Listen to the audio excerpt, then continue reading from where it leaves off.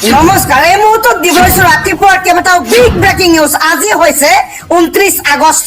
গোটেই অসমৰ লগতে ভাৰতৰ বিভিন্ন প্ৰান্তৰ পৰা যুগুতোৱা হৈছে কেইবাটাও গুৰুত্বপূৰ্ণ খবৰ। ভয়াৱহ যান জঁটৰ কবলত পৰিব মহানগৰবাসী। অপ্ৰয়োজনীয় যাত্ৰা পৰিহাৰ কৰাৰ আহ্বান জনাইছে বতৰ বিজ্ঞান কেন্দ্ৰই। পাহাৰত থকা জনতা থাকিব লাগিব এলাৰ্ট। ভয়াৱহ পৰিস্থিতিৰ সৈতে মোকাবিলা কৰিব লাগিব মহানগৰবাসীয়ে। 24 ঘণ্টাত গুৱাহাটীত বতৰে ল'ব কালৰূপ।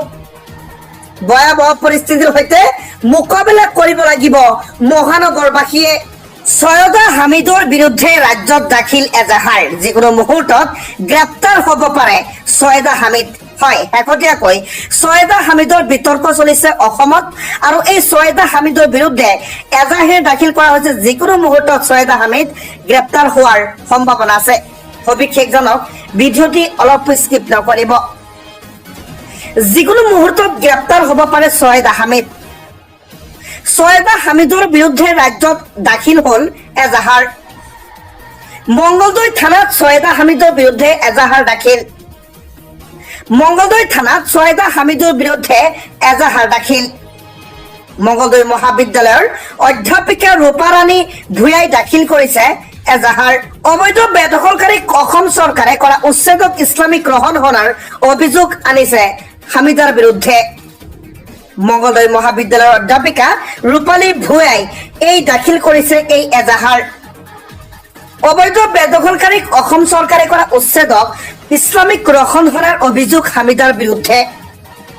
ভাৰত চৰকাৰে সৈয়দা হামিদক দিয়া পদ্মশ্ৰী সন্মানো ঘূৰাই দিয়াটো বিচাৰিছে অধ্যাপিকা গৰাকীয়ে। বিৰোধীৰ মিত্ৰতাক লৈও সৰব গৌৰৱ গগৈ। মিত্ৰতা মানেই আসন নহয়। কংগ্ৰেছৰ নেতৃত্বক তুলনা মন্তব্য নকৰিব বিধায়ক অখিল গগৈয়ে। বিধায়ক অখিল গগৈৰ বিৰুদ্ধে সৰব গৌৰৱ গগৈ। অখিল গগৈক সকুনি প্ৰদেশ কংগ্ৰেছৰ সভাপতি গৌৰৱ গগৈৰ। কংগ্ৰেছক লৈ তুলনা মন্তব্য নকৰিব অখিল গগৈয়ে। কংগ্ৰেছৰ নেতৃত্বক লৈ তুলনা মন্তব্য কৰা অখিল গগৈ সাৱধান হওক। মিত্ৰতা মানেই আসন নহয়। গৌৰৱ গগৈৰ এই মন্তব্য। মিত্ৰতাক সকলোৱে সন্মান কৰা উচিত বুলি মন্তব্য কৰিছে গৌৰৱ গগৈয়ে। মিত্ৰতাৰ এটা পৰম্পৰা আছে, মিত্ৰতাৰ এটা সংস্কৃতি আছে। অখিল গগৈয়ে মিত্ৰতাৰ সংস্কৃতি পালন কৰিব লাগিব। এনেকৈ থাকিলে ৰাইজৰ চকুতো বেয়া হ'ব বিধায়ক অখিল গগৈ। অখিল গগৈৰ বিৰুদ্ধে সৰব প্ৰদেশ কংগ্ৰেছৰ সভাপতি গৌৰৱ গগৈ। পৰৱৰ্তী খবৰ, দুৰ্গা পূজাত ধুবুৰীত দিয়া নিৰ্দেশ মুখ্যমন্ত্ৰীৰ বিফলতা উদঙাইছে। খিলঞ্জীয়াক দিব পৰা নাই নিৰাপত্তা। মুখ্যমন্ত্ৰী হিমন্ত বিশ্ব শৰ্মা আৰু বিজেপি চৰকাৰে। বিজেপি চৰকাৰৰ বিৰুদ্ধে পুনৰ সৰব নেমচু। দুৰ্গা পূজাত ধুবুৰীত দিয়া নিৰ্দেশে মুখ্যমন্ত্ৰীৰ বিফলতা উদঙাইছে। খিলঞ্জীয়া লোকক দিব পৰা নাই নিৰাপত্তা মুখ্যমন্ত্ৰী হিমন্ত বিশ্ব শৰ্মাই। গৃহ বিভাগে অসমৰ ৰাইজক নিৰাপত্তা দিয়াত সম্পূৰ্ণৰূপে ব্যৰ্থ হৈছে, যাৰ বাবে শ্বুট এট চাইটৰ অৰ্ডাৰ দিয়া হৈছে ধুবুৰীত। মুখ্যমন্ত্ৰীৰ মুখতে যদি এইবোৰ কথা, তেন্তে সাধাৰণ মানুহে কি ক'ব? মুখ্যমন্ত্ৰীৰ কথাবোৰ সংঘাত কেন্দ্ৰিক কথা। এই ধৰণৰ কথাই মুছলমানৰ মনত দুখ দিয়ে বুলি মন্তব্য নেমচুৰ সভাপতি বদৰুল ইছলামৰ। হিন্দু মুছলমান খ্ৰীষ্টিয়ান সকলো একলগ হৈ শান্তিপূৰ্ণ অসম গঢ়িব লাগিব। মুখ্যমন্ত্ৰীয়ে অস্ত্ৰ বিতৰণ কৰিছে, আমি কলম বিতৰণ কৰিছো। বন্দুকে কেতিয়াও শান্তি নিদিয়ে, গতিকে বন্দুকৰ সলনি উন্নয়নৰ কথা কওক মুখ্যমন্ত্ৰীয়ে। বন্দুকৰ সৈতে কলমৰ যুদ্ধ হলে জয়ী হ'ব কলম। সেইবাবে মুছলমানে কলমক আঁকোৱালি লৈছে, আৰু মুছলমান লোকক আমি কলম দিছো। কলমৰ জৰিয়তে মুছলমানৰ ল'ৰা ছোৱালীয়ে আকাশ চুব। এইদৰে মুখ্যমন্ত্ৰী হিমন্ত বিশ্ব শৰ্মাক লৈ মন্তব্য নেমচুৰ।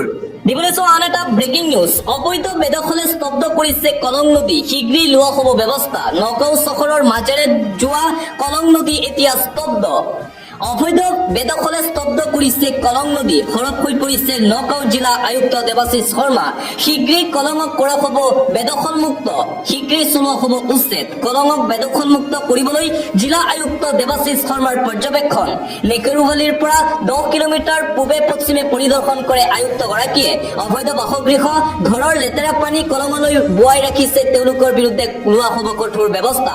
এই কাৰ্য বন্ধ কৰিবলৈ আহ্বান জনোৱাৰ লগতে ভূমি খালী কৰাৰ নিৰ্দেশ দেৱাশিষ শৰ্মাৰ। নিৰ্দেশনা অমান্য কৰা লোকৰ বিৰুদ্ধে কঠোৰ হ'ব নগাঁও জিলা আয়ুক্ত। চৰকাৰী নিৰ্দেশ নামানিলে জেল পৰ্যন্ত হ'ব পাৰে সেই লোকসকলৰ। আন এটা গুৰুত্বপূৰ্ণ খবৰ, এফালে গুৱাহাটী মহানগৰত বানপানী আৰু আনফালে বিদেশৰ পৰাই বানপানী নিৰীক্ষণ কৰিছে বিভাগীয় মন্ত্ৰী জয়ন্ত মল্ল বৰুৱাই। সামাজিক মাধ্যমত জয়ন্ত মল্ল বৰুৱাৰ পোষ্ট। এজাক বৰষুণৰ পিছতেই গুৱাহাটীত পুনৰ সৃষ্টি হয় ভয়াৱহ বান পৰিস্থিতি, হাহাকাৰ পৰিস্থিতিৰ সৃষ্টি হয়। বুধবাৰে আবেলি এজাক বৰষুণৰ পিছতেই স্তব্ধ হৈ পৰে গুৱাহাটীৰ বিভিন্ন অঞ্চল। সাধাৰণ জীৱন যাপন স্তব্ধ হৈ পৰিছিল। খানাপাৰা, লখৰা, ৰুক্মিণী গাঁও, বেলতলা, হাতীগাঁৱত সৃষ্টি হয় অবৰ্ণনীয় পৰিস্থিতিৰ। যোৰাবাটত পানীত উঠি গৈ মৃত্যু হয় দুৰ্গা শৰ্মা নামৰ এজন লোকৰ। আৰু গুৱাহাটীৰ কৃত্ৰিম বানপানীক লৈ মন্ত্ৰী জয়ন্ত মল্ল বৰুৱাৰ সামাজিক মাধ্যমত পোষ্ট। গুৱাহাটীৰ ভয়াৱহ বান পৰিস্থিতিখিনো নিয়ন্ত্ৰণ কৰি আছে মন্ত্ৰী জয়ন্ত মল্ল বৰুৱাই।